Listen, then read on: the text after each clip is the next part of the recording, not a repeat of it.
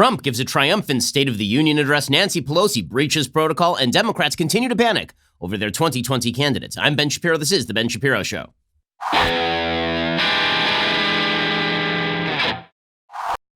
This show is sponsored by ExpressVPN. Stop putting your online data at risk. Get protected at expressvpn.com/Ben. That's expressvpn.com/Ben. Now, you may have noticed that we are like 1 month into the year, and it's sheer chaos out there. Cats and dogs living together. The end of the world. We've watched near conflict in the Middle East. We have watched an impeachment effort go down the tubes. We've watched everybody worried about coronavirus. Wouldn't it be a good time to diversify your investments just a little bit into precious metals? Like, wouldn't that be a smart thing to do? I mean, global instability, particularly in places like China, can actually impact currency trading on a pretty significant level. And we're also blowing out the debt and the deficit, which means that at a certain point, the bill's going to come due. I'm not saying take all your money and put it in gold and bury it in the backyard. I'm saying take some of your money and diversify it into precious metals. You can do that with my friends over at Birch Gold. If you haven't yet taken the first step of requesting a free information kit on gold, go ahead and do it. If you haven't converted a portion of your eligible IRA or 401k to an IRA in precious metals, have the conversation, ask all of your questions, get more information about it. Birch Gold will go to work and make things super simple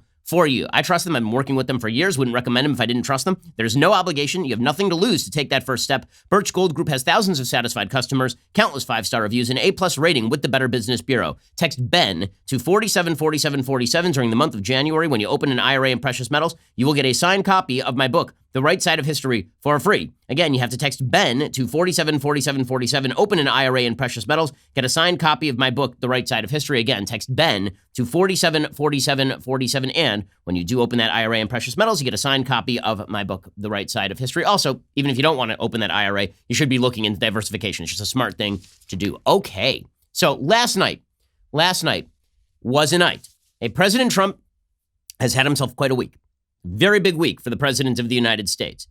And last night, the Democrats blew it in a massive, massive way. They really did. Let me just explain what the Democrats' week has gone like, because Trump is just the flip side of that, right? If the Democrats have a bad week, that means that Trump had a pretty good week. So here is what the Democrats have done over the last week. Over the last week alone, it's been a crap week for them. I mean, seriously.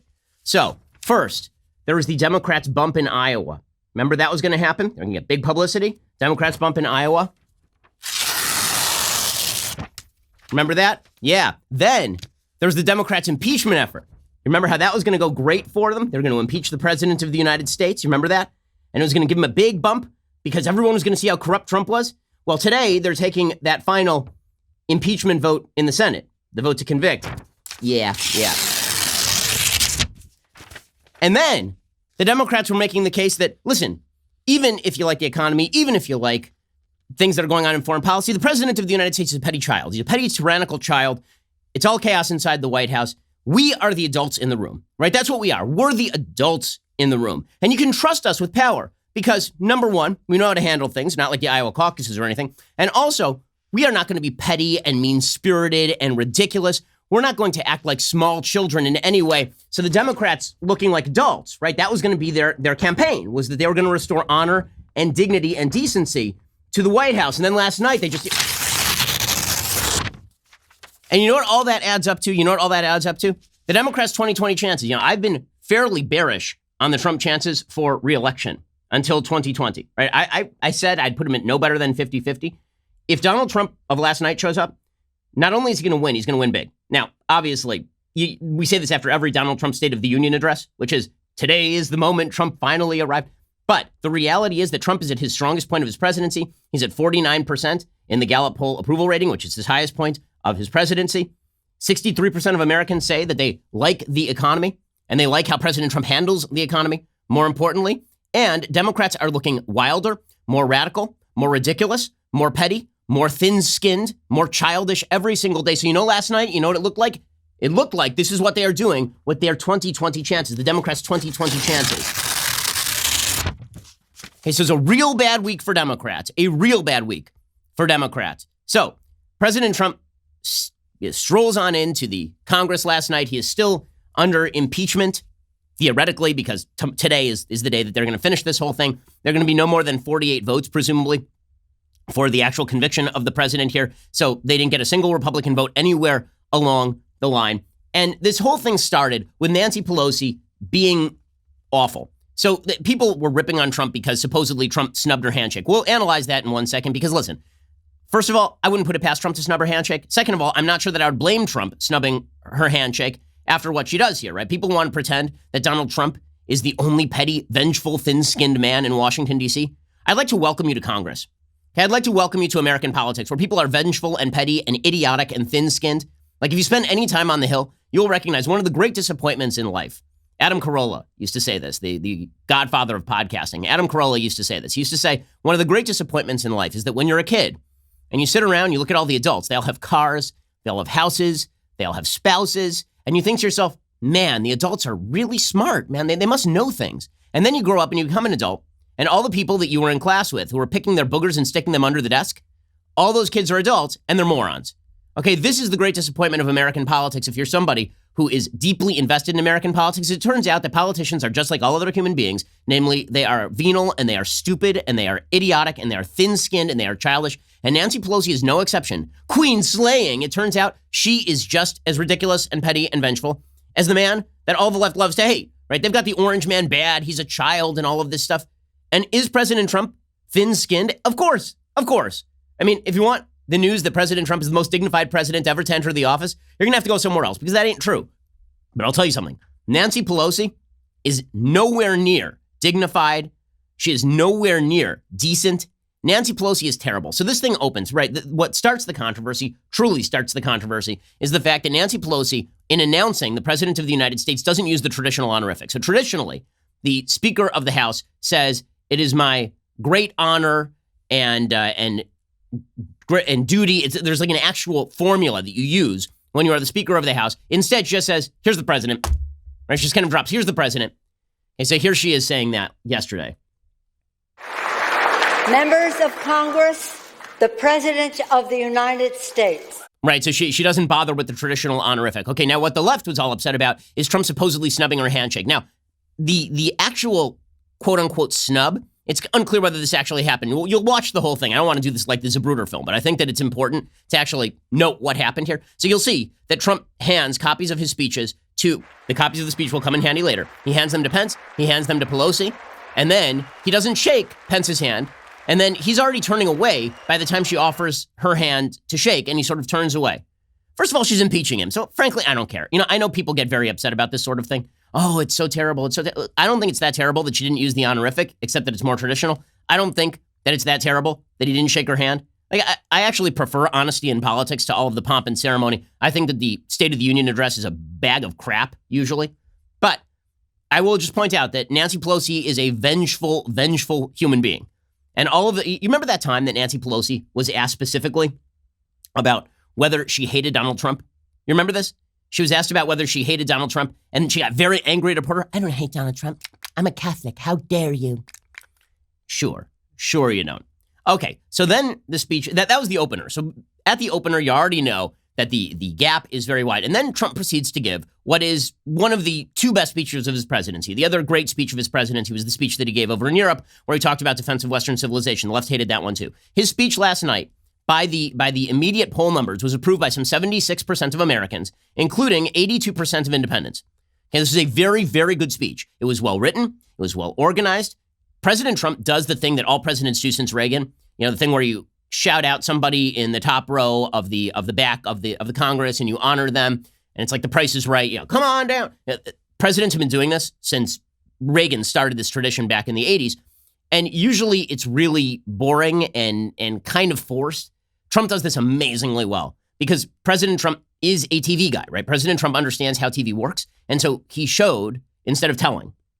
And President Trump picks great guests. And then he actually does cool and fun things. That's okay. You're allowed to do cool and fun things during the State of the Union address. But we're going to get into all of the details of the State of the Union address because if this is his reelect campaign, he's going to whomp whoever the Democrats put up. It ain't going to matter. It could be Sanders. It could be Biden. It won't matter, right? If this Trump showed up full time, this guy would be at 55% in the approval ratings, and this thing would be over. With this economy, with this foreign policy, this thing would be over. Okay, it would be done.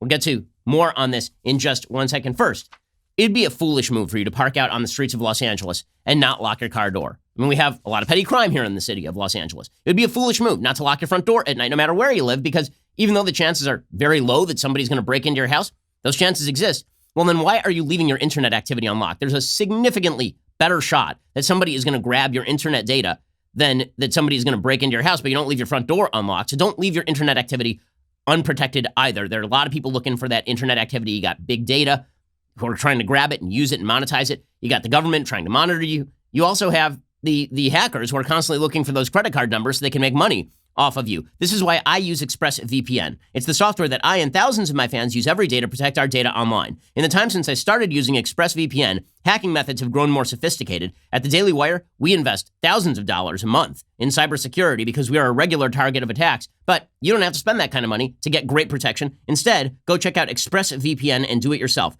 Visit my special link right now, expressvpn.com/Ben. Get an extra 3 months of ExpressVPN for free. Protect your internet today with the VPN I trust to keep my data safe. Go to expressvpn.com/Ben to get started again. That's expressvpn.com/Ben to get started. Okay, so we're going to get into the content of Trump's speech. A note. Donald Trump was so good last night. Okay, this was like the best. I've had good Trump, bad Trump, right? We had a jingle. We played it for years. Okay, this was excellent Trump. This was like top-notch, peak Trump. In his element, right? Speaking in front of a crowd. Yes, speaking off teleprompter. It is no sin to speak off the teleprompter. The speech was well written. It was well organized, as I keep saying. And he also is great at pointing out particular Americans who are unifying in who they are, right? That it was just wonderful. All of this means that if this Trump showed up, if he showed up full time, just imagine for a second, just in your mind's eye, imagine this Trump, instead of the Trump who sits and toilet rage tweets. Imagine, right, like he's sitting in the bathroom, just mini Michael Bloomberg. Instead of that, imagine you got this every day. If you got this every day, Donald Trump would be Ronald Reagan. If you got this every day, Donald Trump would be Ronald Reagan, and he'd be winning Reagan-like victories, which means there's good news and there's bad news. The good news is that Trump's peak is pretty high, right? That he's got a lot of room to grow if he became this, right? I know it's like falling on deaf ears. It's so irritating. But if he were this all the time, he'd be almost unstoppable. If Donald Trump is not this and he loses, that's on no one except Donald Trump. Because if you have the potential to hit 350 in the major leagues and instead you decide to go out partying every night and show up drunk the next morning and then bat with a hangover and you end up batting 260, that is not on your batting coach. That is not on the opposing pitchers. That is on you. So this means that Trump bears the heavy load of responsibility of being best Trump. Okay, the Trump that we saw last night, Republicans, conservatives, I think Americans, all Americans, regardless of your political orientation, would like to see every day. And if he were like this, not only his positions, but he himself would be personally more popular. Why? Because what we saw last night was really peak stuff. It was excellent. Okay, so Trump begins his speech, and he begins with the theme. The theme is the great American comeback. And this is indeed the theme of his presidency, is that, like Ronald Reagan, he has brought America back from the brink, that under Barack Obama, the economy had been growing, but at an extraordinarily slow rate. Then under Barack Obama, America was less respected around the world. And who cares about respect? America was less powerful around the world. America was less muscular around the world. And that the American people were less confident in themselves, that they had lost faith in the ability of the country to stand for good things. And so Trump says, listen, I'm here for the great American comeback, and my economic record proves it. And he spends the first 25 minutes of the speech just listing off economic stats, which is great. It is smart politics. It is true. And if all he did was tweet one sentence from this speech every day from now until the election, if that's all he tweeted, he would win re-election. Because this is his main pitch, right? His pitch in 2016 was Hillary Clinton's the worst. She's terrible. Right? And that was enough to get him through. But now that you're president, you got to run on your record. The good news for Trump is the guy's got a great record. Right? If you looked at just his accomplishments and not all the crap that he says all the time, this is what conservatives and Republicans would have Americans do, right? Whenever you talk to conservatives and Republicans, they're always like, yeah, we know what he is. We don't like the tweets, but look what he's doing. You'll hear that from nearly every Republican. Okay, well, if Trump stopped doing all the silly stuff and instead did this, then that's all you would get, right? You would just get the good record. So here was President Trump talking about the great American comeback. 3 years ago, we launched the great American comeback. Tonight, I stand before you to share the incredible results. Jobs are booming, incomes are soaring, poverty is plummeting, crime is falling, confidence is surging, and our country is thriving and highly respected again. America's enemies are on the run. America's fortunes are on the rise, and America's future is blazing bright. Okay, and that's true. Okay, the economy is on the rise. Our fortunes are on the rise internationally. This, in terms of policy, this has been a very, very good presidency on everything except spending. This has been a very, very good presidency. And then Trump continues to pump the economy, which again is the point where he should be putting pressure. Presidents who are incumbent with strong economies do not lose re-election. Here is President Trump pushing on that button. The years of economic decay are over. The days of our country being used, taken advantage of, and even scorned by other nations are long behind us. Gone too are the broken promises, jobless recoveries, tired platitudes, and constant excuses for the depletion of American wealth, power, and prestige. Okay, that's a Reagan-esque line. I don't know who wrote the speech, but this is excellent. The reason that that's excellent is because that characterization of the Obama administration, which is what it is, right? The jobless recovery, the tired platitudes, which is what Obama was full of, hope and change, and the constant excuses for why America couldn't be greater than this, right? That's good stuff. That is Ronald Reagan basically saying to Jimmy Carter, the days of malaise are done. Excellent stuff from President Trump. Excellent stuff from his speechwriters. And then President Trump again pushes on this button. And this was the constant push, right? This was the smartest part of his speech. The first 25 minutes, as I say, of the speech were completely unifying because most Americans are seeing their wages rise. Most Americans are seeing the best economy that we have had in half a century. Most Americans are feeling very positive about the trajectory of the economy. So why the hell wouldn't you brag about that? Here is Trump continuing along these lines. In just 3 short years, we have shattered the mentality of American decline, and we have rejected the downsizing of Americans' destiny. We have totally rejected the downsizing. We're moving forward at a pace that was unimaginable just a short time ago, and we are never, ever going back. Okay, so again, this is the strongest point for President Trump, and he continues to push us. Now, one of the things that this does, by pushing on the economy and pushing on it hard for 25 minutes, is there were a bunch of cutaways during this part of the State of the Union, and Democrats would not stand for any of it. They wouldn't stand for any of it. Now, I'll be honest with you. I don't remember during Obama's State of the Union address when he would talk about the economic recovery and jobless rates being down, whether Republicans stood or not. All I know is that this doesn't look great. When Trump spent 20 minutes talking about African-American jobless rate, lowest it's ever been. Teenage jobless rate, lowest it's ever been. Latino jobless rate, lowest it's ever been. Female jobless rate, lowest it's ever been. And all of them are sitting there like, bad look. Bad look.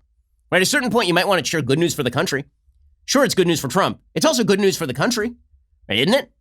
And sitting there and acting as though it's bad news for the country when good things are happening does look pretty divisive.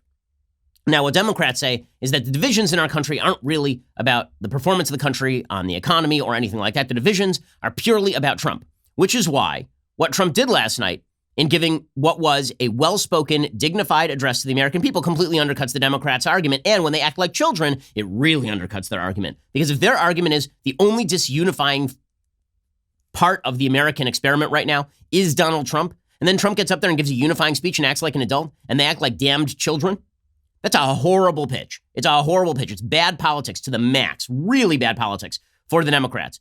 We'll get to more of President Trump's barn burner of a State of the Union address in just 1 second. First, let's talk about the fact that going to the post office, that is a waste of productive time. You may love the post office, that's fine, but taking all the boxes, schlepping them in the car, going to the post office, waiting in line, it takes a lot of time out of your day. And if you are in business, time is money. Not only that, why would you spend the max that you can on postage as opposed to the minimum that you can on postage? This is where my friends at Stamps.com comes in. Postage rates have gone up again, but Stamps.com eases the pain with big discounts off post office retail rates. Stamps.com brings all the services of the U.S. Postal Service directly to your computer. Whether you're a small office sending invoices, an online seller shipping out products, even a warehouse sending thousands of packages a day, Stamps.com can handle all of this with ease. You simply use your computer to print official U.S. postage 24/7 for any letter, any package, any class of mail, anywhere you want to send it. Once your mail is ready, just hand it to your mail carrier or drop it in a mailbox. It's that simple. Stamps.com not only saves you time, it saves you money as well. With Stamps.com, you get discounted postage rates you can't even get at the post office. It's no wonder 700,000 small businesses already use Stamps.com. There's no excuse to go to the post office when Stamps.com is available. We here at the Daily Wire use Stamps.com for good reason. Right now, my listeners get a special offer That includes a 4-week trial plus free postage and digital scale without any long-term commitment. Just go to stamps.com, click on the microphone at the top of the homepage, type in Shapiro. That is stamps.com, enter Shapiro, and you get that special deal. It is a pretty great deal. Stamps.com, click on that mic at the top of the homepage, type in Shapiro. Okay, so President Trump goes on. He brags about the economy. He talks about that since his election, we've created 7 million new jobs, 5 million more than the government experts projected during the previous administration. He talks about the low unemployment rate. He talks about the net worth of bottom half of wage earners increasing by 47%, 3 times faster than the increase for the top 1%. I mean, it's this whole litany of good news. And the Democrats will not stand up. Not only will they not stand up, they're really upset about it. And they grow increasingly upset as the speech goes on. Now, Trump leads with all the most unifying stuff, right? All the most unifying stuff is, here's the good news for the country. And the Democrats cannot stand it. Horrible look for them, because then by the time that Trump gets to his actual policy proposals, many of which are very controversial, by the time he gets to that, and Democrats are walking out, first of all, not all Americans are watching by that point. Second of all, the Democrats wouldn't stand for even the good things. So why do we care that they're walking out for the stuff they don't like, that they actively dislike? If you won't stand up, see, you have no credibility. If you want to have credibility, if you're a Democrat, and you want to have credibility to say that what Trump just said is so awful that I'm really upset about it, you can't sit down while he says the good part. You have to stand up for the good part, and then when he says the bad part, then you walk out. It just is a matter of optics. But Democrats don't understand optics, apparently. So instead, they sit down for all the good news. So, example, here's President Trump, this is clip 6. Here's President Trump talking about that net worth of bottom half of wage earners, which is the best news for President Trump, right? Is that the Democrats keep complaining that all of the growth is going to the people at the top, and that is not true. An enormous amount of growth is going to the people at the lower end of the economic spectrum, because as it turns out, capitalism is a fantastic engine. Here's President Trump. Since my election, the net worth of the bottom half of wage earners has increased by 47%, 3 times faster than the increase for the top 1%. After decades of flat and falling incomes, wages are rising fast, and wonderfully, they are rising fastest for low-income workers who have seen a 16% pay increase since my election. This is a blue-collar boom. Real median household income is now at the highest level ever recorded. Okay, this is all great news, and the Democrats are sitting there sucking lemons. I mean, every lemon in the grove. It's amazing. They've somehow turned lemonade into lemons, and they are sucking on those lemons. And they are sour-faced, and they are angry, and they are upset, right? And then President Trump moved into the more controversial parts of his speech. Now, what was great about the speech? Many things great about the speech. One of the things that was great about the speech was that President Trump did, as I say, he front-loaded all the unifying stuff, and Democrats refused to even cheer for their own unification. And then he moved into subtle critiques of the Democrats via popular policies, which is excellent, excellent politics. So he right before he gets into all the controversial parts, he talks about criminal justice reform, a policy I don't like, by the way. I think criminal justice reform is based on the basic lie that there's mass incarceration in the country based on race, that the police are going and rounding up black and brown people for no reason, and that this is just the repeal of the 13th Amendment in effect and all of that. I don't believe any of that. I think it's mythical. I think people who commit crimes should go to jail. And I think that releasing people early from prison who go to jail typically has a pretty steep downside in terms of the recidivism rate. And we've seen that here in the state of California. But that is one of Trump's bipartisan bills, the criminal justice reform passed by Democrats. What was amazing about this is even when Trump announced criminal justice reform and talked about it in the State of the Union address, Democrats still had a rough time clapping for it. So Nancy Pelosi was like slow to get to her feet on criminal justice reform, for example. But here was President Trump finishing up the sort of unifying portion of his speech, which is the first 35 minutes. This is clip 7. Our roaring economy has, for the first time ever, given many former prisoners the ability to get a great job and a fresh start.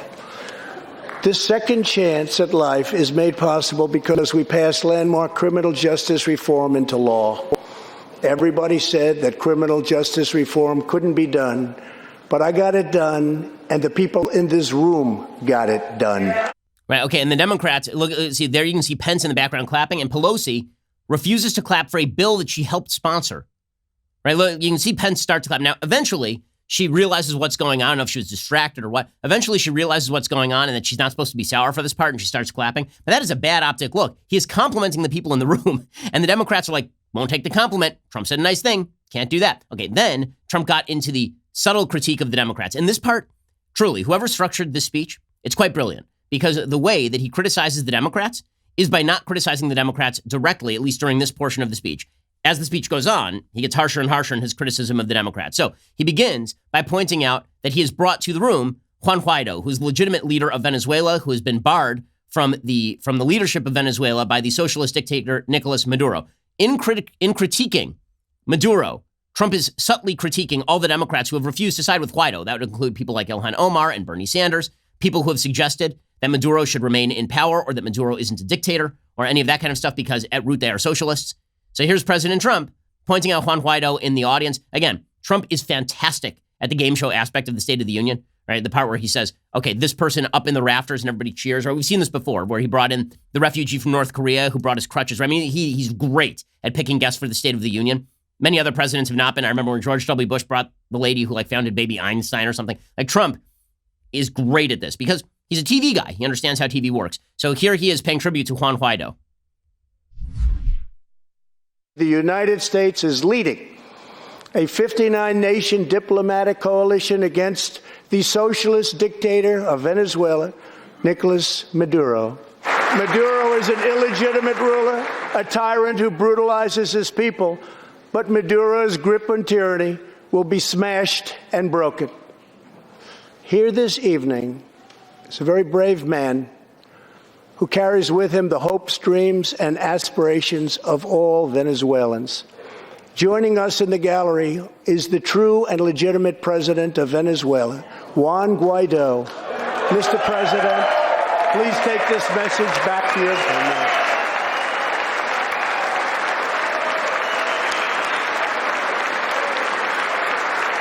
Please take this message back that all Americans are united with the Venezuelan people in their righteous struggle for freedom. Socialism destroys nations, but always remember freedom unifies the soul. Okay, the fact that Trump is now contrasting socialism in Venezuela with freedom, right, that is a message to the Democrats because guess who their frontrunner is right now? A self-declared socialist who skipped this State of the Union address to go rally in New Hampshire, his base, where he's going to talk about the glories of socialism, which, by the way, has about a 19% approval rating among Americans. So that's smart politicking by the president. Then, again, he's great at this. He brought forth Charles McGee. So he talks about how this young 13-year-old, whose name is Ian, wants to join Space Force, which, by the way, all for Space Force, man. Space Force is fantastic. First thing, we need to build the Death Star. But he calls out Charles McGee. Charles McGee is a Tuskegee Airman. Now, I've had Tuskegee Airmen on the radio show. Amazing, unbelievable people. And not only a tribute to America, but a tribute to Black Americans in particular who went and fought for a country that was actively discriminating against them, but recognizing that even as they were fighting for the country that was actively discriminating against them, that the promises of the Declaration and the Constitution would eventually be upheld and justified, and that America was and is a great force for good in the world. Right? The fact that the Tuskegee Airmen were willing to fight for America and Colin Kaepernick today isn't willing to not kneel for the national anthem is, in fact, a repudiation of a lot of the race-based politics that are happening right now. Because let me tell you, if Black Americans in 1943 were willing to go and shoot down Nazi fighters over Berlin at a time when they came back to the United States and were immediately shoveled into segregation, what does that say about the lack of gratitude, respect, and courage of people like Colin Kaepernick? And that's what a large part of this is about, as you'll see. Here's President Trump calling out Charles McGee. Now, this is reported by Ben Jacobs, who I believe is a reporter at NBC News. Ben Jacobs reported that Ilhan Omar and Rashida Tlaib did not even stand for Charles McGee, which is unbelievable if that's true. Again, that's not me reporting that. It's Ben Jacobs reporting that. Here is President Trump calling out Charles McGee. Charles McGee was born in Cleveland, Ohio, 1 century ago. Charles is one of the last surviving Tuskegee Airmen, the first Black fighter pilots, and he also happens to be Ian's great-grandfather. After more than 130 combat missions in World War II, he came back home to a country still struggling for civil rights and went on to serve America in Korea and Vietnam. On December 7th, Charles celebrated his 100th birthday. A few weeks ago, I signed a bill promoting Charles McGee to Brigadier General, and earlier today, I pinned the stars on his shoulders in the Oval Office. General McGee, Our nation salutes you. Thank you, sir. I mean, that's awesome stuff, right? That's super cool. It is fantastic. It also leads Trump into a little bit of the speech where he talks about the history of the United States, and he kind of subtly bashes Congress for impeaching him, right? He never mentioned impeachment the whole night. This was his only subtle reference to impeachment. And it, again, a smart reference here, because if you're not watching, you're not going to catch it. Here is Trump mentioning to Congress, guys, you know what? We've had priorities before, and those priorities don't generally include impeaching people for non-impeachable conduct. From the Pilgrims to the founders, from the soldiers at Valley Forge to the marchers at Selma, and from President Lincoln to the Reverend Martin Luther King, Americans have always rejected limits on our children's future. Members of Congress, we must never forget that the only victories that matter in Washington are victories that deliver for the American people. The people are the heart of our country. Their dreams are the soul of our country, and their love is what powers and sustains our country. We must always remember that our job is to put America first. Okay, again, smart politics, because the converse would be don't put America first. And also, when he says the only victories that are worth winning are the ones that win for the people of the country, he's basically saying it's not a political victory to impeach people on the basis of nonsense, right? That is the underlying tone there, right? That is the reference. Okay, we're going to get to more from President Trump's quite brilliant State of the Union address. He goes hard after the Democrats in just a second. And we'll get to Nancy Pelosi's insane display. I mean, really, like politically insane. I don't mean like she's an actual crazy person. She's going to run through the streets flinging poo or something. That's just her constituents in San Francisco. I mean that she is, I just mean that she is politically mad to think that this is a good move. We'll get to that in just 1 second. First, if you haven't noticed already, 2020 is wild, man, and the election race is just getting started. We know that you need to know everything from debate and primary updates to the latest nonsense from the Democratic candidates. The best way to stay informed is to become a Daily Wire member and get comprehensive news and opinion from us on demand. So we are giving you 20% off all new memberships. That's correct. 20% off all new memberships when you use promo code DW2020. Members get our articles ad-free, access to all of our live broadcasts and show library, the full 3 hours of The Ben Shapiro Show, select bonus content, access to the mailbag, and now my election insight op-eds. Plus, our new all-access tier gets you into live online Q&A discussions with me, Andrew Klavan, Matt Walsh, Michael Moles, plus our site's writers and special guests. Let us answer your questions and help you stay one step ahead of the left. If you haven't already, download the Daily Wire app so you can get push notifications for breaking news and special coverage. It's a really awesome feature. You're going to love it. Again, that is promo code DW2020 for 20% off, which is fantastic. So join today. Stay informed on all things 2020.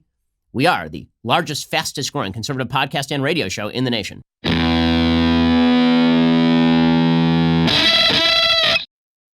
Okay, so then the president goes on the attack. So he spent the first, 2/3 of the speech not going on attack, saying very unifying things, talking about his vision for America, and the Democrats refuse to clap. Then he goes on the attack. And this is the part where Democrats start getting up and walking out. So President Trump starts attacking Democrats for the fact that they want to take over the healthcare system. And Democrats are very mad about this. They literally start getting up and walking out, which is a bad look. And by the way, the Democrats throughout this speech were acting childish and disrespectful. It wasn't just Nancy Pelosi at the end tearing up the speech, as we'll see. It was Democrats throughout acting ridiculous. So Rashida Tlaib and Ilhan Omar, right, during the speech, is clip 36, Democrats were actually sitting there and playing on their phones, which, by the way, is against House rules, right? You're not supposed to be sitting and playing on your phone during the State of the Union address. Now, the Democrats will say, well, Republicans were playing with fidget spinners during the impeachment stuff. Yeah, that's true. But your case is that you're the adults in the room. Trump's making the State of the Union address, which is not quite the same as, 37 hours of useless testimony on impeachment. But even if it were, if your case is that you're better than the other side, it's real dumb. Sitting there and looking like you have nothing but scorn for the process itself. Rashida Tlaib and Ilhan Omar, you can actually see it here. Can we see it visually? We don't have to play the whole clip. Just fast forward to the part where you can see them playing with fidget spinners. There it is. So you can see Rashida Tlaib and Ilhan Omar, they're actually laughing and yucking it up, and they are looking at their phone. She was tweeting throughout the speech. And she was tweeting throughout the speech, which again is against House rules. If you are trying to look like the adults in the room, you don't look like the adults in the room. You look childish and petty. Okay, so back to President Trump. He goes on attack against the Democrats. It's clip 12. And he talks about his own healthcare plans. And then he makes a promise that I think is very dumb, which is that he's never going to change Medicare and Social Security, basically. But then he goes on real attack against the Democrats. He says, listen, I don't want to steal your healthcare plan. The Democrats do. This is true. I've also made an ironclad pledge to American families. We will always protect patients with pre-existing conditions. And we will always protect your Medicare, and we will always protect your Social Security, always. But as we work to improve Americans' health care, there are those who want to take away your health care, take away your doctor, and abolish private insurance entirely. 132 lawmakers in this room have endorsed legislation to impose a socialist takeover of our health care system, wiping out the private health insurance plans of 180 million very happy Americans. To those watching at home tonight, I want you to know we will never let socialism destroy American health care. Okay, that is 100% true. Right, there are 132 lawmakers who got behind Bernie's Medicare for All plan, which does abolish private health care insurance. It does. And most Americans, the vast majority of Americans, do have private plans through their employers. So what he's saying there is true, and it's an effective line of attack, and Bernie will get clobbered with it. And most Americans do not want their health plan disappearing. They do not, and they are not interested in having their gold-plated health care from their employer replaced with a crap Medicare program, a Medicare for All program. By the way, even seniors have supplemental Medicare, right? They have Medicare Part D. They generally are buying supplemental health insurance in order to supplement their Medicare. Okay, and then Trump goes off on illegal immigration. What's hilarious about this particular portion of the speech is that I'm old enough to remember when Barack Obama claimed that he didn't want illegal immigrants covered by Obamacare. And Joe Wilson, who's a congressman from, I believe, South Carolina, yelled out in the middle of the State of the Union, "You lie." And this became a massive controversy, huge controversy, because Obama said, "No, I'm not looking to cover illegal immigrants. I never said that. I don't want to do it." Now the Democrats are real open about this. I mean, there was an actual question asked at one of the debates whether their health care plans would cover illegal immigrants, and every single hand went up. And then hilariously, the fact checker was like, "No, they don't want it to be free. Medicare isn't free. You pay taxes." It's like, oh my God, that's not the point. The point is, if you want a government-sponsored program to cover illegal immigrants who are not paying their fair share of taxes, meaning because they're not legal. Some are paying taxes, but they're not paying income tax, presumably. And if they are, it's very few of them. If that's the case, then you're seeking to have taxpayers pay for illegal immigrants' health care. Trump really goes off on that. This is clip 13. Over 130 legislators in this chamber have endorsed legislation that would bankrupt our nation by providing free taxpayer-funded health care to millions of illegal aliens, forcing taxpayers to subsidize free care for anyone in the world who unlawfully crosses our borders. These proposals would raid the Medicare benefits of our seniors and that our seniors depend on, while acting as a powerful lure for illegal immigration. That is what is happening in California and other states. Their systems are totally out of control, costing taxpayers vast and unaffordable amounts of money. If forcing American taxpayers to provide unlimited free health care to illegal aliens sounds fair to you, then stand with the radical left.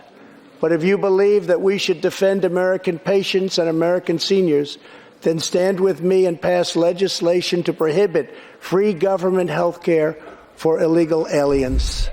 Okay, so again, that is going to be a pretty telling point, and every Democrat has endorsed the opposite. So Trump did go on attack here. Many of the Democrats started to walk out at this point. You saw Tim Ryan, Congressman Tim Ryan, saying, "I'm walking out now because this is all lies and it's all terrible and it's all awful and all the rest of this." But again, that is an effective political attack by President Trump. And there are a bunch of political points that Trump made, and Democrats couldn't even get behind it. Like, they didn't stand up for the killing of al-Baghdadi. They were upset when he mentioned the killing of Qasem Soleimani. He brought to the actual State of the Union I believe is the brother of or the wife of a sergeant who was killed by Qasem Soleimani. And then he mentioned Soleimani's death, and the Democrats were very upset about all of this. Again, it was just bad optics for the Democrats, which is the point of the State of the Union, is to create good optics for yourself, bad optics for your political opponents. The best optics for President Trump is the Democrats, many of them had already walked out. And then Trump did what is the best TV moment that has ever been had in the State of the Union address. This would be clip 22. And President Trump brought the wife of a member of the armed services, the wife and child of a member of the armed services, and he reunited the family live on camera during the State of the Union, which is just great TV. Okay, yes, of course it's gimmicky, but it's not gimmicky when it's honest and true and fantastic. Here is what that looked like.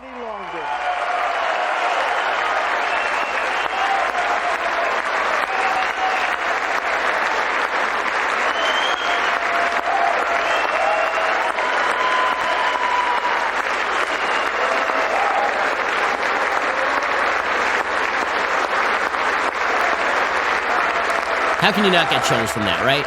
I mean, it's just fantastic stuff. Okay, so he finishes up the speech, and this was the most important part of the speech. People are going to ignore it, but it was the most important part of the speech. This is clip 21. So I'm sorry, this is clip 23 by the new numbering. So he is talking about the history of the United States. And this is the great difference between how many people view America, including most Democrats, and how a fraction of the Democratic Party that has seized control of the Democratic Party sees America. I've talked about this extensively on the show. The Democratic Party, the new Democratic Party, sees America as the 1619 Project. America is inherently bad. It's rooted in genocide. It's rooted in racism. It's rooted in evil.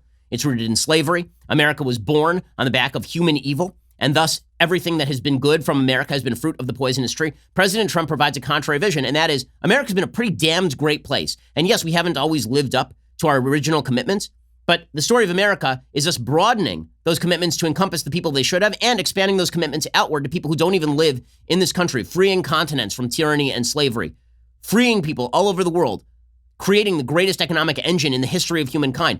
Right? That is the vision of America that Trump spells out here, and Democrats oppose this. So again, this is smart politics. Here's President Trump. He's implicitly repudiating the Democrats' Howard Zinn view of the United States. Here's President Trump. This is clip 23. This is the place where the Pilgrims landed at Plymouth and where Texas patriots made their last stand at the Alamo, the beautiful, beautiful Alamo. The American nation was carved out of the vast frontier by the toughest, strongest, fiercest, and most determined men and women ever to walk on the face of the earth. Our ancestors braved the unknown, tamed the wilderness, settled the Wild West, lifted millions from poverty, disease, and hunger, vanquished tyranny and fascism, ushered the world to new heights of science and medicine, laid down the railroads, dug out the canals, raised up the skyscrapers, and ladies and gentlemen, our ancestors built the most exceptional republic ever to exist in all of human history, and we are making it greater than ever before. Okay, and the Democrats sit for that. The Democrats sit for that, right? The Democrats, so they sit for that. He gives this really great description of what America has been, how it was built, and Democrats can't stand. Now, maybe they don't stand because at the very end, he says, we're making it greater than ever, so they think they're cheering for Trump. But why exactly can't you cheer for the fact that America is a freaking phenomenal place? It really is. And if your campaign is America sucks, and his campaign is America is great, you're going to lose. You're going to lose. Okay, so Nancy Pelosi concludes this really bad night for Democrats by making it a worse night for Democrats. She's trying to signal to her entire base that she disapproves of this. Now, remember last time around, she gave the little clap, and then people were like, oh, look at that queen slaying because she's mocking President Trump. Oh, and then she's like, I wasn't mocking President Trump, blah, blah, blah, blah. Okay, now she's like, okay, I'm going to make this explicit. So she's been waiting the whole speech to get to this moment because in very produced fashion, she obviously gets up and she rips up the speech because this is such trash. It's trash. Here's Nancy Pelosi, as the speech concludes, standing up and tearing the speech in half on camera to make clear her disdain for the President of the United States. Thank you. God bless you. And God bless America. Thank you very much.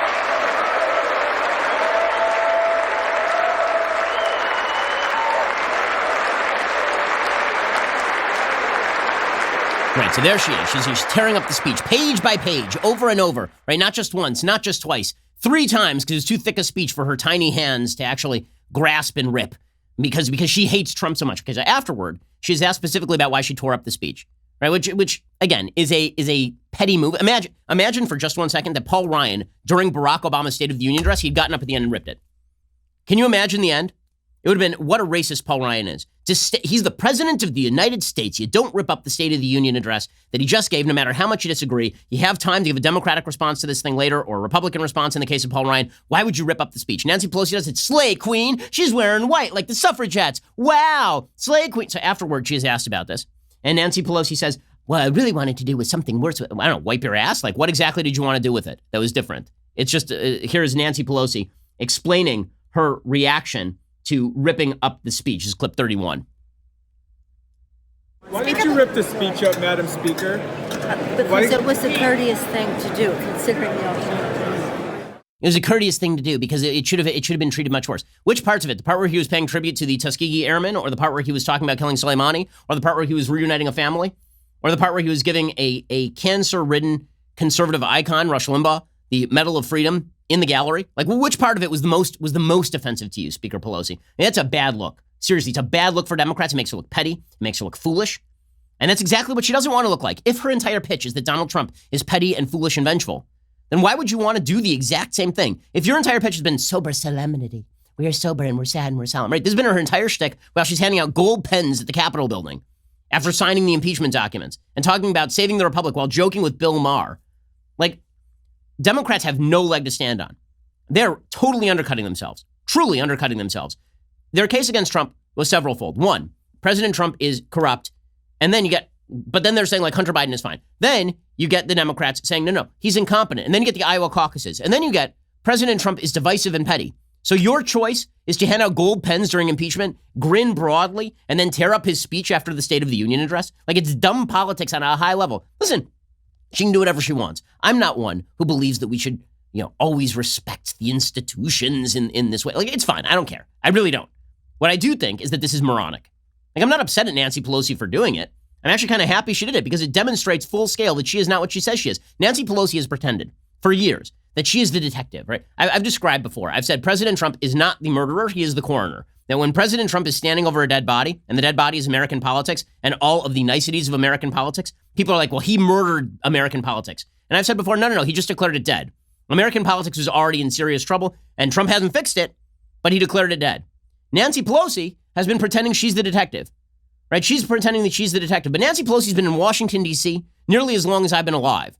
And Nancy Pelosi is the butler. Okay, she's not the detective. She's not the person who is tracking down the murderer. She's not the person who is tracking down all of this, who is fixing the problem. She's not the person who's going to correct American politics by catching the murderer and putting them behind bars. She's the butler. Okay, she's the person who, this is a heel turn for Nancy Pelosi in the WWE lexicon, right?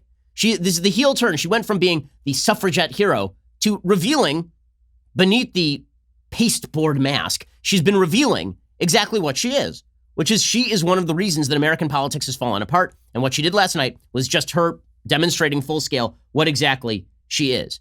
So good on Nancy Pelosi. Thanks for taking off the mask. I'm glad we all got to see that. Okay, time for a very quick thing I like and then a very quick thing that I hate. So quick thing that I like. I didn't comment on President Trump in the State of the Union giving the Medal of Freedom to Rush Limbaugh. This is great because it really isn't just him giving the Medal of Freedom to Rush Limbaugh. It's really him giving the Medal of Freedom to all the Americans that Rush Limbaugh has been talking to for years. Rush has always been the guy who is speaking to the Americans who were left out and demeaned by the mainstream media, right? That really is what Rush is. Talk radio did not exist. The AM band was a nothing until Rush Limbaugh reinvigorated the AM band. But not only did he reinvigorate the AM brand, he gave Republicans and conservatives a place to get their news that wasn't dramatically biased against them, that didn't hate them, that didn't scorn them. Rush Limbaugh birthed the conservative commentariat industry.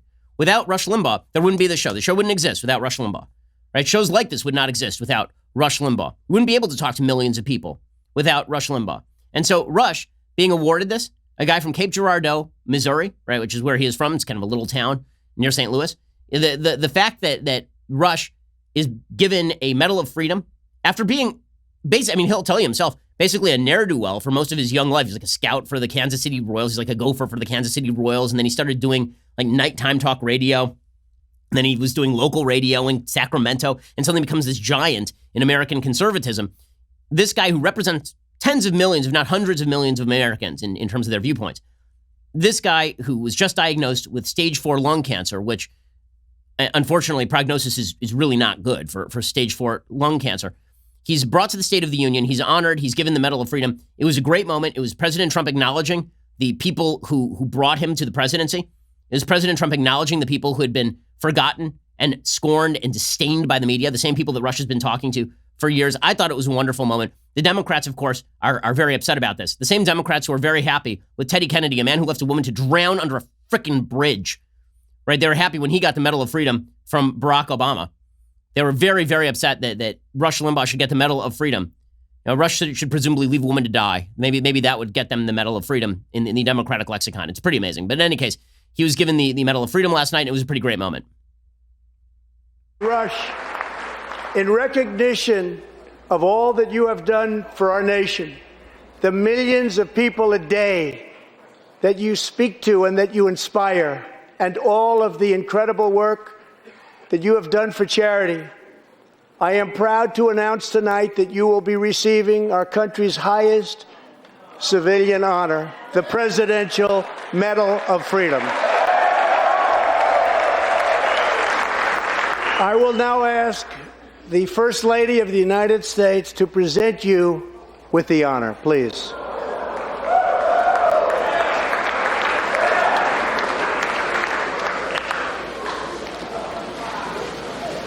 It's a pretty fantastic moment. Rush, obviously, he was having trouble hearing, which is pretty obvious. In echoey rooms, he's had ear problems. He has cochlear implants.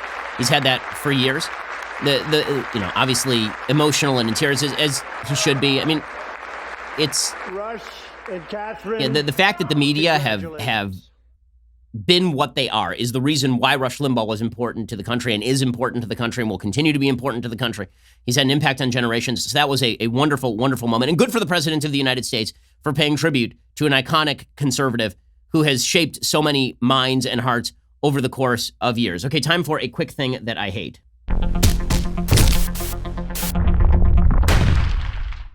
So as I say, the Democratic response to the State of the Union is over the top and insane. Like insane. Okay, it's a wildly popular State of the Union. It's best Trump. It is the best Trump has been. If he could keep this up, which I doubt because within 12 hours he'll be tweeting something dumb. But if he could keep this up, he would win. He'd wallop the Democrats. If this were full-time Trump as opposed to very part-time Trump, the Democrats would be in a lot more serious trouble even than they are. Well, the Democrats were very upset. Members of the media were super upset about all of this. Jonathan Alter from Newsweek, he compared President Trump's State of the Union to Nazi propagandist Joseph Goebbels. Okay, just a quick point. Joseph Goebbels was like a Nazi, and he was propagandizing on behalf of the genocide of Jews. You might want to stay away from the Goebbels comparisons when you're talking about the President of the United States giving what was, by all accounts, a fairly measured and generally well-precedented State of the Union address. Even if you don't believe that he was spitting out the facts the way Huffington Post wanted him to spit out the facts, even if you believe that he was quote-unquote lying the way that Democrats keep claiming, that's something that presidents do during the State of the Union all the time. And it's a political speech, of course. To compare it to Joseph Goebbels is patently insane, but this is what the media have done. Trump has driven them out of their gourds. The gourd has a hole in it and their brains are falling out. Like they're crazy. They've lost it. Here's Jonathan Alter losing it. He is a master marketer, and he understands, as Mark Twain said, that a lie gets halfway around the world before the truth can get its boots on. Yep. And it's one thing to lie in tweets, and people are absorbing them at different times and go through the news cycle. It can be, but when you're doing it repeatedly in real time, and part of it is Goebbels, the big lie. The big lie, really? It's Goebbels, the big lie. Seriously? Come on, gang. Come on. And then I did love Rashida Tlaib's reaction. So she walked out of the State of the Union. Why did she walk out of the State of the Union? She walked out because the president mentioned Brett Kavanaugh, which was you can't mention Brett Kavanaugh, according to Rashida Tlaib. Now, you should have mentioned Hamas. That would have pleased her more because Rashida Tlaib likes Hamas more than she likes Brett Kavanaugh, which says something about the Democratic Party. Here she was with Rachel Maddow tut-tutting the State of the Union.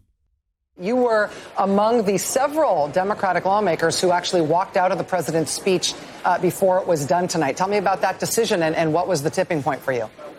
Well, I think, even the mention of Brett Kavanaugh for me is a trigger. Just as a woman in America, the fact that he, rightfully was accused and having an incredibly strong woman come before the public and the world and tell her story of sexual assault by this person that was appointed to the Supreme Court is just alone that I couldn't stand still and not do anything about it. It was utterly spontaneous, guys. She hadn't planned anything. Like, honestly, I never thought I would say this. I long for the decorum of AOC.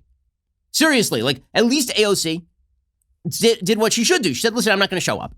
And I'm going to go home. I'm going to cook something in the Instant Pot, mix a few drinks, and do some Instagramming. Like, at least that's respectful enough to the process of saying, listen, I know that I'm not going to like what I hear, but I'm not going to stage this walkout and do this very childish thing where I go there and rip things up and play on my phone while the whole thing's going on. I'm just not going to be there. Props to AOC. Seriously, like, that's an actual quasi-mature thing to do. It's still not like perfectly mature, but it's quasi-mature. I'll tell you what's not mature is playing on your phone while you're yucking it up with Ilhan Omar and then you leave because Brett Kavanaugh was mentioned. And go to hell. Seriously, it's just ridiculous. It's ridiculous. The whole thing's ridiculous. But you know what? When they show them, when they show you who they are, believe them, right? They're fond of quoting the Maya Angelou quote. All right, when Rashida Tlaib shows you who she is, believe her. Okay, so this is who the Democrats are. They're immature. And if their case is that they are the adults in the room, they did not prove it last night where they looked incredibly childish and Trump looked very, very presidential. Now, again, can Trump stay there? Well, let's see. What time is it? Probably not. And when I say probably, I mean no, because the president was then on Twitter immediately after the speech just retweeting all of these anti-Nancy Pelosi memes. Just let it sit, Mr. President. Seriously, just let it sit. But what did last night prove? It proved that if anything, even if you say that Trump's going to go back to being Trump, which he will, even if you say that, what you really saw last night is that the Democrats are not a difference in kind. They are just socialists who are also children. So if their rip on Trump is that he's a thin-skinned orange man bad child, you didn't prove that you guys were anything but thin-skinned and childish and ridiculous last night when you walk out of speeches early before we pay tribute to members of the military, tear up speeches, refuse to use the traditional honorifics, play with your phone during the State of the Union address. You made yourself look like asses. And you know what? Good. Because the American people should see that the choice in 2020, there is no quote-unquote dignified candidate on the ballot. You're just going to have a choice between socialists who are undignified and somebody who's not a socialist and who kind of likes America, who is not supremely dignified. Alrighty, we'll be back here later today with 2 additional hours of content, or alternatively, we'll be back here tomorrow. Go subscribe right now, Daily Wire. When you do, use DW2020, get 20% off, or we'll see you here tomorrow. I'm Ben Shapiro. This is The Ben Shapiro Show. The Ben Shapiro Show is produced by Colton Haas, directed by Mike Joyner, executive producer Jeremy Boring, senior producer Jonathan Hay, supervising producer Mathis Glover and Robert Sterling, assistant director Pavel Wydowski, technical producer Austin Stevens, playback and media operated by Nick Sheehan, associate producer Katie Swinnerton, edited by Adam Sayevitz. Audio is mixed by Mike Coromina. Hair and makeup is by Nika Geneva. The Ben Shapiro Show is a Daily Wire production. Copyright Daily Wire 2020. On the Matt Walsh Show, we're not just discussing politics. We're talking culture, faith, family, all of the things that are really important to you. So come join the conversation.